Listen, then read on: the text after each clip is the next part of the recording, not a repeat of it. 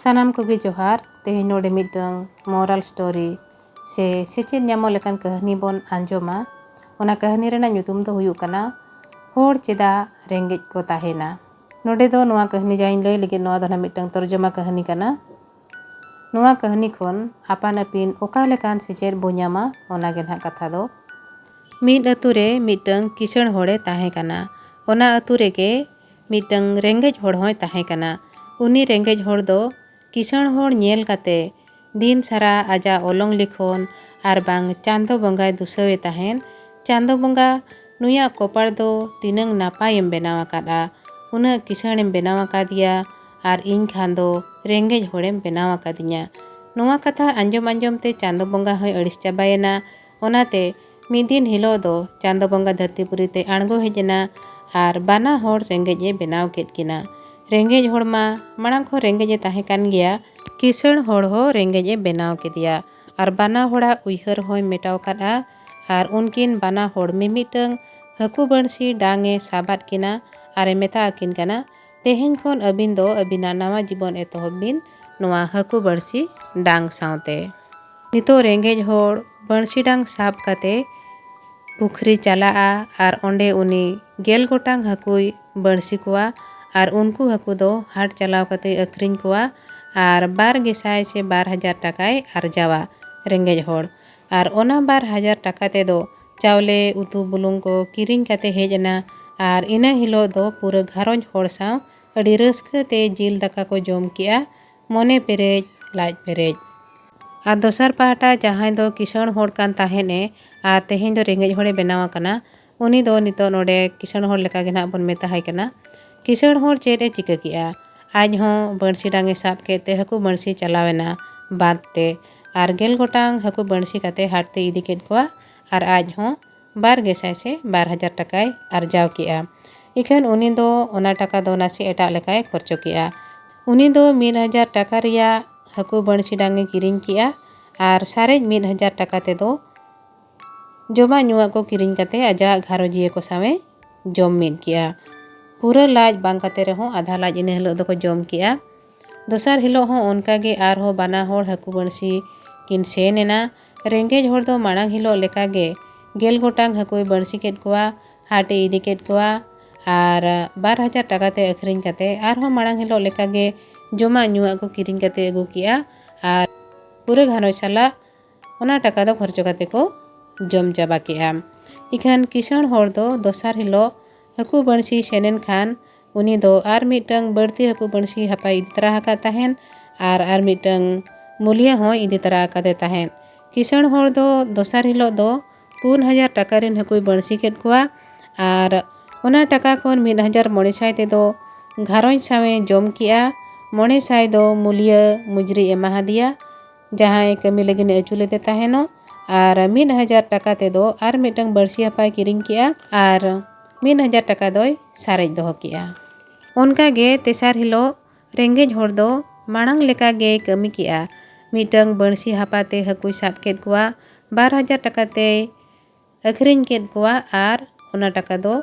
जोतो टाका ओड़ा होड़ तेको जोम चाबा गोद कादा। इखन तेसार माहा हिलो दो नुई किसण होड़ दो चेद ए चिका किया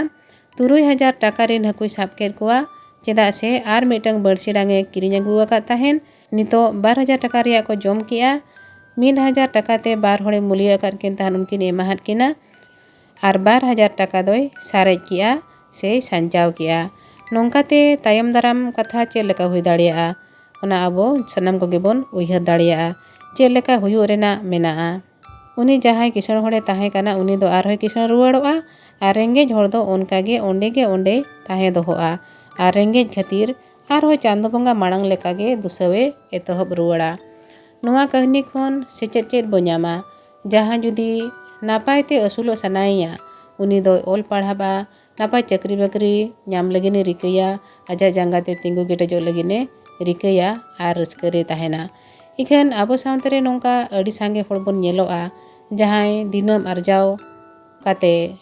इना हिलो ए जोम पुरवेन खान गे आजा कमी दो पुरवन लेकाय बुझावा। ओना खोन बढ़ती दो आर चेद हो बाय उइहरा से बढ़ती टाका आरजाव लगिन हो बाय रिकैया। दोसार हिलो जम लगी दो दोसार हिलो आर्जा अगु कते नागे हुयुआ इना हिलो कमी अगु कते नांग आर्जा अगुले टाका खन मिद कौडी हो साराय लगी से संचाव लगी दो बांग को रिकया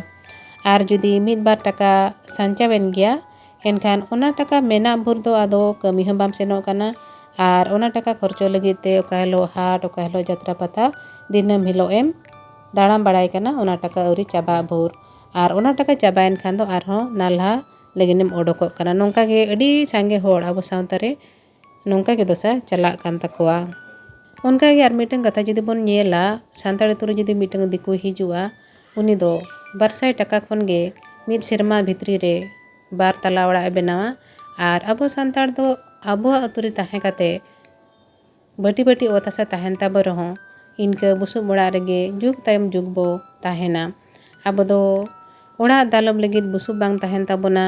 जम लगित चावले बांग ताहेना उतु बुलुंग बांग ताहेना हरो बांदे लगित नापाय नापाय लुगड़ी बांग बोन्यामा गिद्रा ओल पढ़ाव लगी रुआ आजार रे रान मुर्गन ओल लगी टाका कौड़ी बांग ताहेन ताबोना नोंका गे आरो अड़ी अड़ी एटकेटोणे नितो धबिज आबो सावता रे अड़ी अड़ी हर ठेन नेलोआ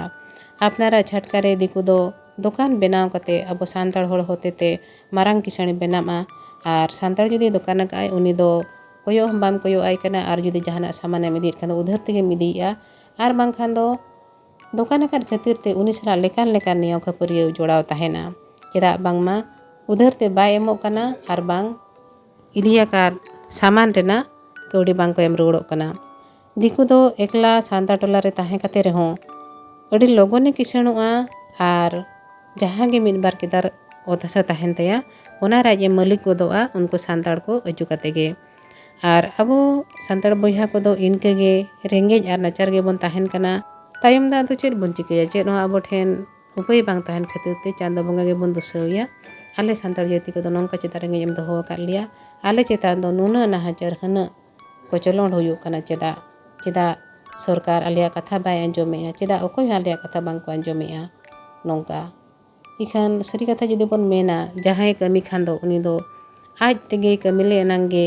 कमी दाड़ी जोंगाय आर आज ते मांग लहा ए रिकले एनांगे मांग ते लहा दाड़िया आय अबो सावता रो नितो धबिते नितो नुनंग नुनंग सेचेद दुनिया रे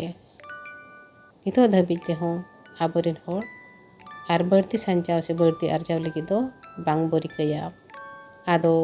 नोआ को दो आबो चेतान रे आबो जुदी उयहर बो गाना इनखान जतो आबो गाना आबो उयहर गे अड़ी कुचित अकना आबो उयहर गे अड़ी लतार अकना ओना खातिर गे आबो आदो चेन हो बांग हुई गानों कना आदो मुचे रे दो चांदो बंगा बो दोसिया से आबोआ कोपाड़ लिखोन बो दोसा मा एनखान तेहना कहनी नोडे गे मुचना जुदी इन्या कहनी पे कुसिया एनखान दो इन्या चैनल सब्सक्राइब करता बन पे आर नोआ वीडियो लाइक और शेयर करता बो पे मा एनखान सनाम को गे अड़ी अड़ी सारहाव आर जोहार।